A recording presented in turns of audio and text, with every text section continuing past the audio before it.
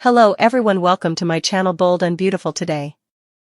Liam takes a bullet to save Steffy when Sheila collapses after being shot. After the recent shooting, Sheila Sharp will pass out. Let's discuss the drama that will unfold in Tuesday's BNB episode, as Liam Spencer will also be shot in an attempt to save Steffy Forrester. Sheila attempted to take the gun from Luna Nozawa, but a gunshot just went off at the beach home. Sheila will collapse to the ground in medical difficulty, so it won't be long before it is revealed that she was the one injured. When Luna turns the gun on Steffy next and threatens to pull the trigger, Steffy will flinch. Before noticing that something is amiss at the beach house, Liam had a charming phone conversation with Hope Logan. In the end, Liam will dash through the door and risk his life in an attempt to save Steffy.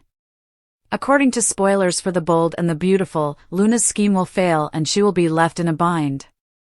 There will be a third victim among all of this chaos, in addition to Liam, who will sustain his own gunshot wound. Would Luna herself find herself in a potentially fatal circumstance? Steffy may be able to defend herself and put an end to this horror if she can remove the gun from Luna. In any case, Steffy's family will become more worried as they attempt to find Luna. Bill Spencer will be held accountable for orchestrating Luna's pardon after everyone has information about how she started this beach house commotion. In order to prepare for the upcoming urgent procedures, Sheila, Liam, and victim number 3 will be taken to the hospital by the middle of the week. The medical team that begins work in the upcoming episodes will include Grace Buckingham, Lee Finnegan, and Bridget Forrester. Steffy's horror, Liam's rescue, and other shootings. Liam Spencer should go to the art school right away. There will be 2 more shootings, regrettably. In addition, Steffy Forrester Finnegan responds horrified to everything that occurs. Let's discuss what will happen in the upcoming episode of the CBS soap opera as you continue reading. Sharp shot of Sheila Carter. First, let's talk with Luna, who got into a fight with Sheila about the pistol. The grandma, a former villain, is sympathetic to Luna's suffering. She is aware, though, that Luna will either die or return to prison. With Steffy and John Finnegan, Sheila has always desired a means of obtaining genuine atonement. Despite Sheila's best efforts, she has never been able to win the Forrester family's trust. Even though Sheila saved Kelly Spencer's life, Steffy didn't show any sympathy for her. Of course, requesting forgiveness is a very difficult task considering Sheila's past. The horror of Steffy Forrester Finnegan. Steffy is going to be appalled. It was just accepted by everyone in Steffy's life that Sheila and Luna were working together. But no one noticed Sheila's intense efforts to steer her granddaughter in the correct direction. Unfortunately, Luna shot her own grandmother since she didn't listen. Is Sheila going to survive? How will Luna handle murdering the one person who truly supported her? The rescue mission of Liam Spencer. According to previews for The Bold and the Beautiful, Liam will be hurrying to the art school in the upcoming episode. Since being diagnosed with a brain tumor, the dying father has been on a quest to keep his family safe from Luna. That was Liam's obsession. Luna probably shoots Liam when he rushes through the door before discovering he's Bill Spencer's son. Bill will never be able to overlook something like this. We do not yet know the identity of the third shooting victim. Don't expect Liam and Luna to be killed off just soon, as they are both continuing filming till September. It sounds as though Sheila might be eliminated. Since she married Deacon Sharp, Sheila has been a great person. But it has been impossible to find redemption with Steffy and Finn. It's possible that death is the only way Sheila may be fully forgiven. Steffy Forrester's beach house wasn't just a sound effect, it was the terrifying punctuation mark to Sheila Sharp's latest descent into madness, the horrifying catalyst for Luna Nozawa's spiraling panic, and the brutal prelude to Liam Spencer's desperate, selfless act of love, an act that would leave him bleeding on the very floor where his life had irrevocably intertwined with Steffy's so many times before.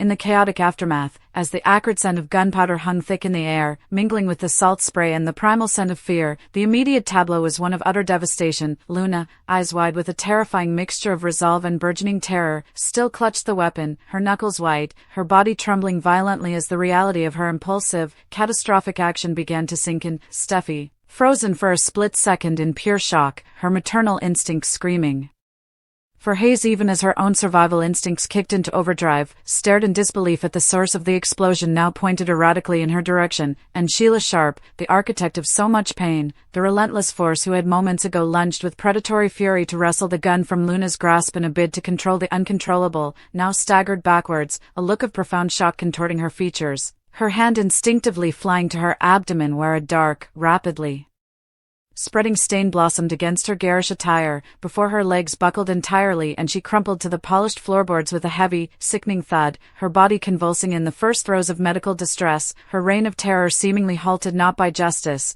but by the ricochet of chaos she herself had set in motion.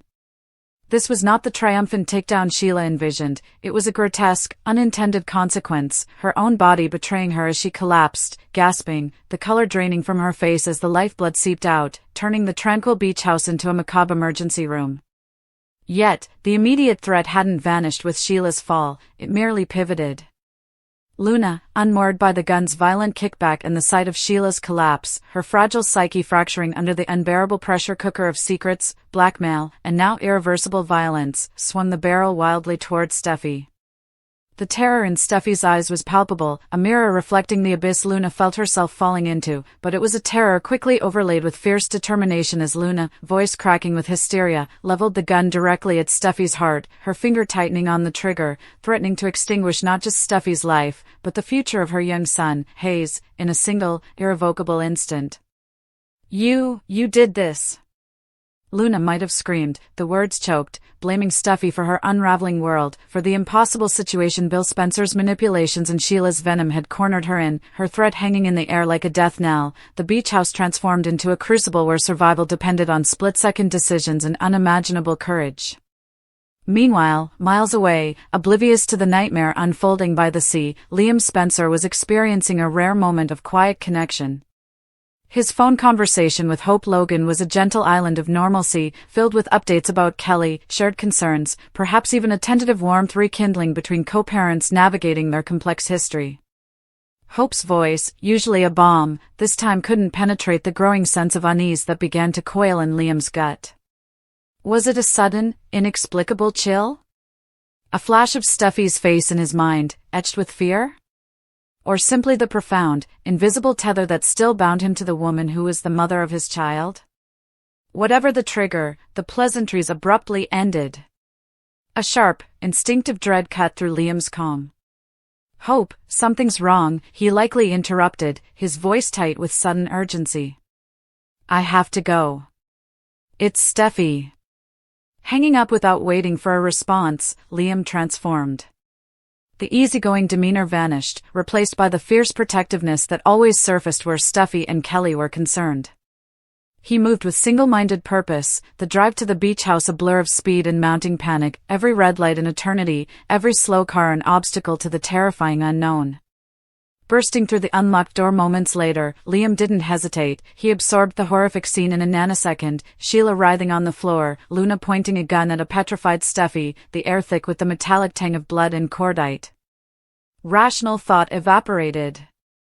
There was only Steffy, in imminent, mortal danger. With a roar that was part defiance, part primal fear, Liam didn't calculate the risk, he became the shield. Launching himself across the space between them, he placed his body squarely between the trembling Luna and the love of his life, his arms outstretched as if to physically absorb any harm intended for Steffy. "No, Luna! Don't!" The plea ripped from his throat, a desperate attempt to pierce through her hysteria. But the sound, the sudden movement, was too much for Luna's shattered nerves. Startled, her fingers spasmed on the trigger. Another ear-splitting bang ripped through the house. Liam jolted violently, a look of stunned disbelief flashing across his face before agony contorted his features. He clutched his shoulder, or perhaps his side, as a crimson stain bloomed on his light shirt, his legs giving way as he collapsed backwards, his body slumping heavily against Steffy or the nearby furniture, his eyes locking onto hers for a fleeting, heart-wrenching second filled with pain and a silent, unspoken message of protection, before they fluttered closed. His heroic intervention, his instinctive sacrifice to save the woman he could never truly stop loving, had exacted the ultimate price, a bullet meant for Steffy now lodged in his own flesh. The second gunshot acted like a brutal reset button. Luna, recoiling from the weapon's kick and the horrifying consequence of her reflexive action, Liam Spencer down, bleeding, perhaps dying, was jolted into a state of utter, paralyzing shock. Her plan, born of desperation and twisted manipulation, lay in ruins around her, Sheila gravely wounded by her hand, Liam shot by her hand, Steffy still standing but traumatized, and the weapon now felt like a burning brand of guilt. Panic, pure and unadulterated, seized her. The gun, suddenly repulsive, might have clattered from her nerveless fingers, or perhaps she simply froze, staring in abject horror at the carnage she had unleashed. This was her derailment, the catastrophic end of her attempt to silence Steffy.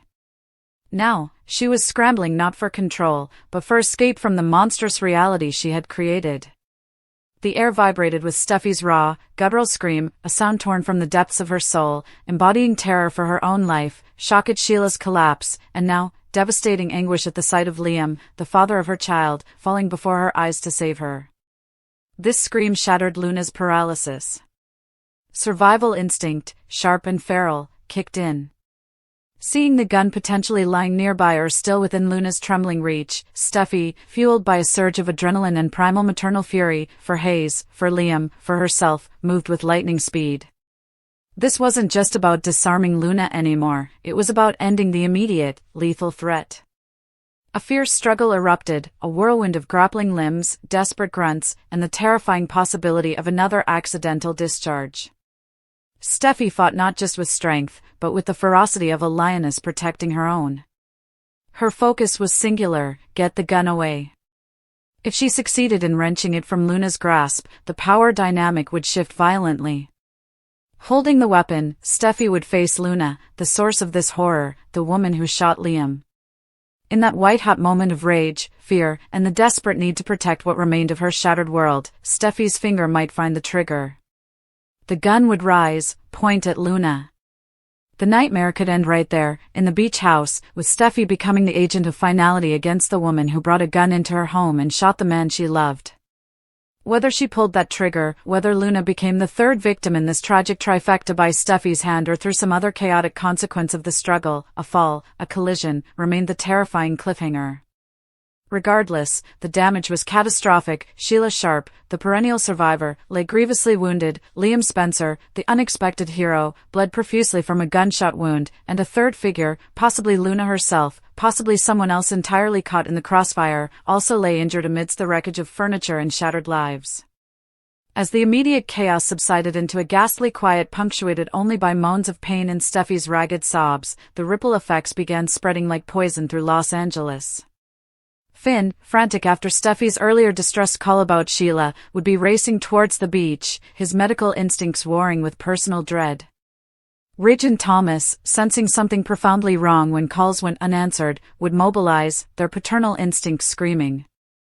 Hope, left with Liam's abrupt, ominous hang-up, would feel a cold dread seize her heart, leading her to reach out to Steffy, to Finn, to anyone who might know where Liam had gone in such a panic. Bill Spencer, perhaps initially smug about his manipulation of Luna, would soon find his phone ringing incessantly as the horrifying news began to trickle out. When the full, awful truth emerged, that Luna Nozawa, the woman he pressured Justin to secure a pardon for, the woman he had been blackmailing, had stormed into Steffy's home with a gun, shot Sheila Carter, shot Liam Spencer, and potentially been critically injured herself, the blame would land squarely, and justifiably, on his shoulders. "This is on you, Bill," would be the furious accusation hurled by Ridge, by Finn, by Carter, by anyone who grasped the chain of manipulation that led to this bloodshed.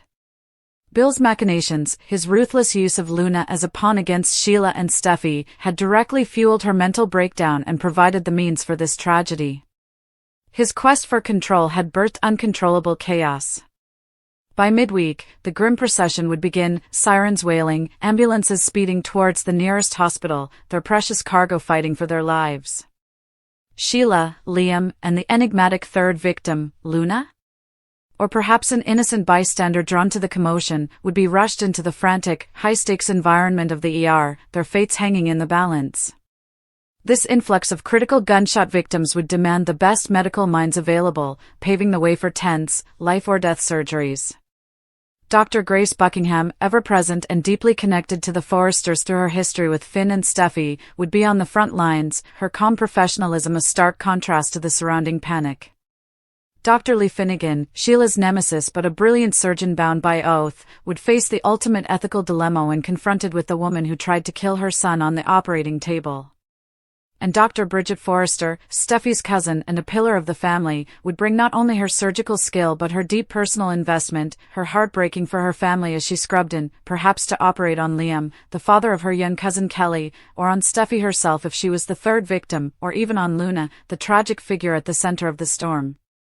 The beach house stood silent then, a crime scene waiting to be processed, bearing witness to the echoing shot that felled Sheila Carter, felled Liam Spencer, and shattered the fragile peace of countless lives, leaving only the desperate prayers for survival and the heavy weight of inevitable, life-altering consequences hanging over Los Angeles like a shroud. The air in the dimly lit art studio, once thick with the scent of turpentine and clay, now reeked of cordite and copper, a brutal perfume heralding the shattering of fragile peace and the violent climax of a generational curse. Luna Nozawa, trembling like a leaf caught in a hurricane, stared in abject horror at the crimson blossom rapidly spreading across the chest of Sheila Carter Sharp, the grandmother she had just shot. Time seemed to fracture, the struggle replayed in fractured, nightmarish fragments, Sheila's desperate, almost pleading grip on the gun, her rasping voice cutting through Luna's panic. Luna, stop. Think. This isn't you. This path only leads back to prison, or worse. A stark, chilling echo of the reformed villain's own hard-won wisdom. Sheila, in that terrifying moment, wasn't just fighting for the weapon, she was fighting for Luna's soul, seeing the same destructive potential she once embodied threatening to consume her granddaughter. She understood the twisted pain warping Luna's thoughts, the corrosive fear that had led her down this dark alley, but Sheila also knew, with terrifying clarity born of her own decades of violence and imprisonment, the inevitable, brutal end awaiting Luna if she pulled that trigger. It was the ultimate, gut-wrenching paradox of Sheila Carter Sharp's tortured existence, her desperate, all-consuming desire for genuine redemption, particularly with Steffy Forrester Finnegan and her son Finn, the family she had wounded so profoundly, had finally manifested not in grand gestures of heroism, but in this futile, heartbreaking struggle to prevent her own flesh and blood from inheriting her damnation. No amount of life-saving, not even rescuing Steffy's daughter Kelly from peril, had ever thawed the glacial wall of Steffy's justified distrust. Forgiveness, Sheila knew, was a mountain too steep for her scarred history, a summit perpetually shrouded in the blizzard of her past atrocities. And now, in this final, violent act of attempted salvation, she lay bleeding, the cost of that unreachable redemption potentially being her own life, sacrificed not in malice, but in a twisted, tragic bid to steer Luna away from the abyss she herself had crawled out of. Simultaneously, propelled by a fear that bordered on mania, Liam Spencer was tearing through the rain-slicked streets of Los Angeles, his knuckles white on the steering wheel, his heart hammering against his ribs like a frantic prisoner. The specter of his brain tumor diagnosis, a ticking clock embedded in his very being, had honed his protective instincts to a razor's edge, transforming him into a relentless guardian fixated on perceived threats. Luna, in his terrified mind, wasn't just a troubled young woman, she was a vortex of chaos, an active danger to his family, especially Hope and Beth. Every whisper of her instability, every shadow of her connection to Sheila, whom he still saw as the ultimate predator, had fueled this singular, obsessive mission, neutralize the threat. He saw himself as the lone sentinel standing between his loved ones and impending disaster, the tumor's grim prognosis lending a terrifying urgency to his self-appointed crusade. Oblivious to the cataclysm already unfolding, he burst through the art school's heavy doors, a knight charging into a battle already lost. His entrance wasn't stealthy, it was a collision of desperation and dread. The scene that greeted him, Sheila crumpled, Luna wild-eyed and still clutching the smoking gun, confirmed his darkest fears in the most horrific way possible. "Luna!" "And oh," he roared, his voice raw with panic and fury, instinctively surging forward, perhaps to disarm her, perhaps to shield someone. But Luna, shattered by the act of shooting Sheila, drowning in guilt and terror, reacted purely on shattered nerves. The figure lunging through the doorway wasn't Liam Spencer, Hope's ex-husband, Beth's father, it was another terrifying assailant, another wave of violence crashing down on her fractured reality. In a reflexive spasm of pure, unthinking terror, her finger tightened on the trigger once more. The second gunshot was deafening in the enclosed space. Liam gasped, a look of profound shock erasing his determination as he stumbled back, clutching his abdomen, his mission ending not in heroic rescue, but in agonizing betrayal and crimson pain. He crumpled to the floor, his gaze locking briefly with Luna's, a silent communication of utter bewilderment and dawning horror passing between them. She hadn't recognized him until it was far, far too late. The repercussions were immediate and seismic. Bill Spencer, Liam's fiercely protective father, would view this as the ultimate, unforgivable transgression. Luna shooting Sheila was one horrific tragedy. Luna shooting Liam, Bill's son, was a declaration of war that no plea, no explanation, could ever mitigate. The Spencer wrath would be biblical.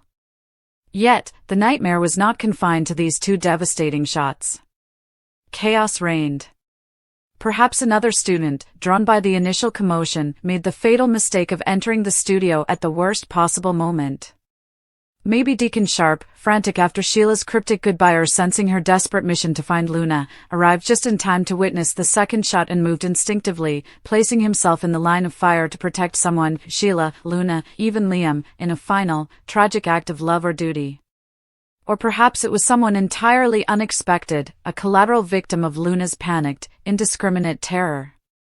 The identity of the third victim remained shrouded in the smoke and screams, a chilling question mark amplifying the terror.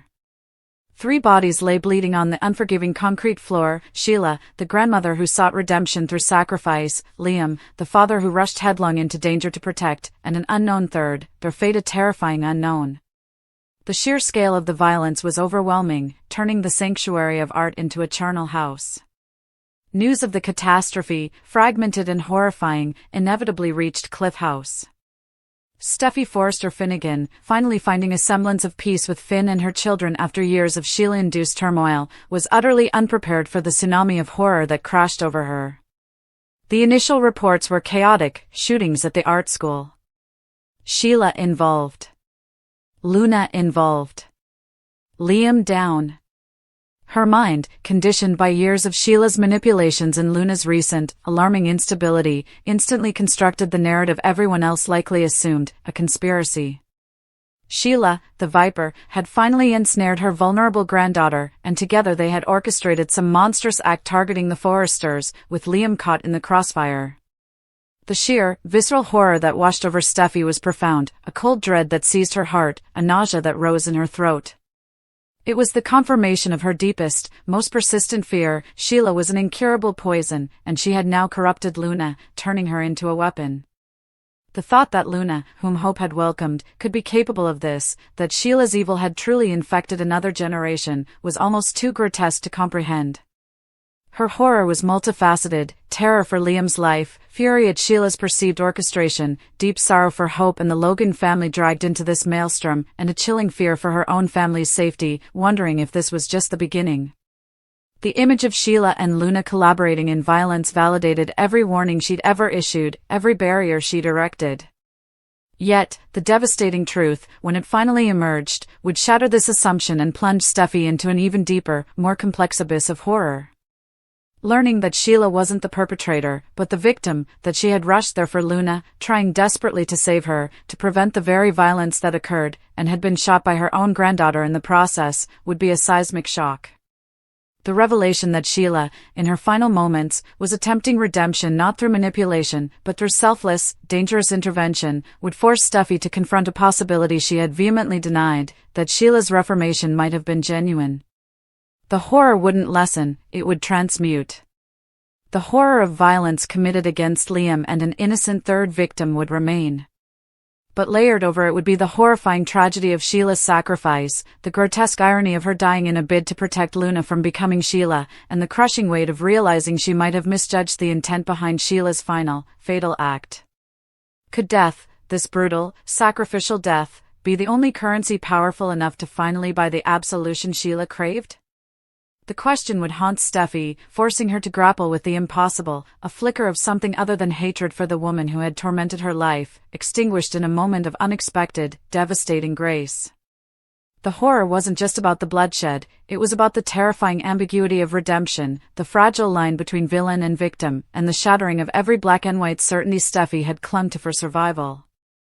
Liam's rescue mission had ended in his own peril. Sheila's quest for forgiveness might culminate in her death. Luna was now a killer, and Steffy was left staring into an abyss where the monsters she knew wore terrifyingly human faces, capable of both unspeakable violence and heartbreaking, sacrificial love. The crimson stain on the art studio floor seeped far beyond its physical boundaries, engulfing them all in its complex, horrifying hue.